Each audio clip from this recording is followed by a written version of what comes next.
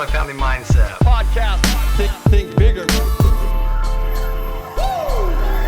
Welcome back to another episode of the Multifamily Minute, where we share a tip or trick that you can potentially utilize in your next deal.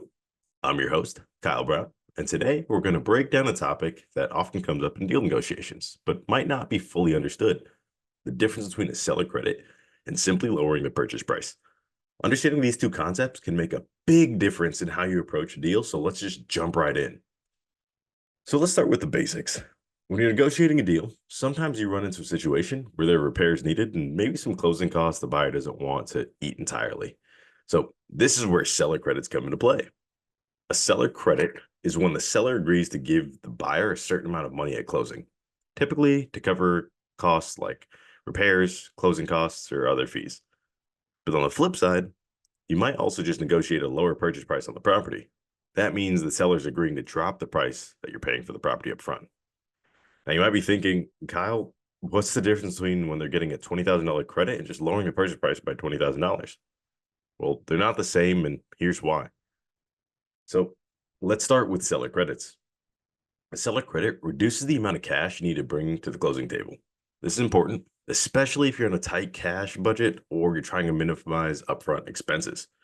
For example, if you're buying a multifamily property for $1 million and you've negotiated $20,000 credit for repairs, the key here is that you're still technically paying $1 million for the property. So your loan amount and your down payment are calculated off of that $1 million.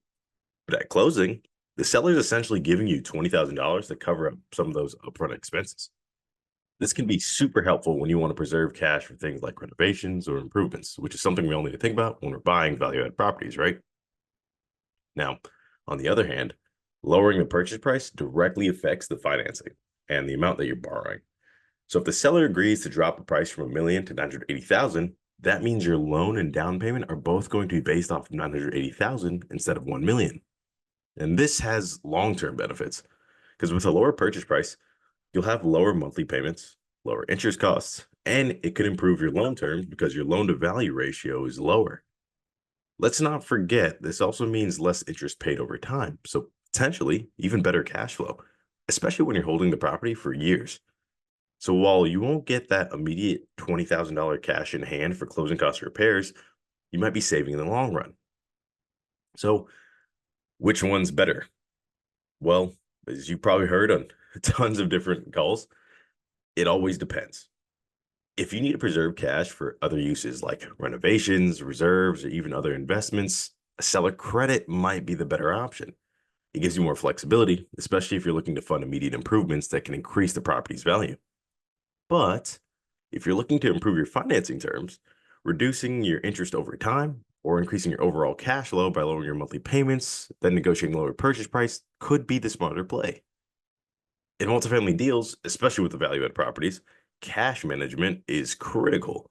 And depending on your strategy, either option can work in your favor. So let me share a quick real-world example. Say you're buying a 100-unit multifamily property. Now the seller's offering a $50,000 credit to cover some deferred maintenance on the property. Now you could use that credit to fix things up immediately after closing without using your own cash.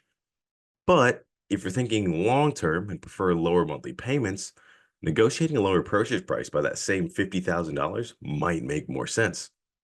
It's really about your strategy and what's most important to you in the deal. For some investors, it's all about preserving cash up front.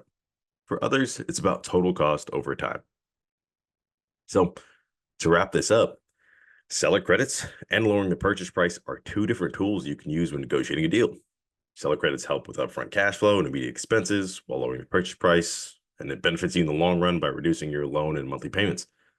Both have their pros and cons, and like I always say, know your strategy. Whether you're in for a short-term flexibility or long-term savings, make sure you're negotiating in a way that aligns with your overall investment goals. But that's all for today's episode of the Multifamily Minute. I hope you got some valuable insights on how seller credits and purchase price reductions work and how they can affect your deals. If you got any questions or you've had experiences negotiating these terms, I'd love to hear from you. Drop me a line, leave a comment wherever you're listening to this podcast, and don't forget to subscribe for more tips, insights, and expert interviews to help you level up your multifamily game. Thanks for tuning in, And I'll see you guys on the next episode. Multifamily Mindset Podcast.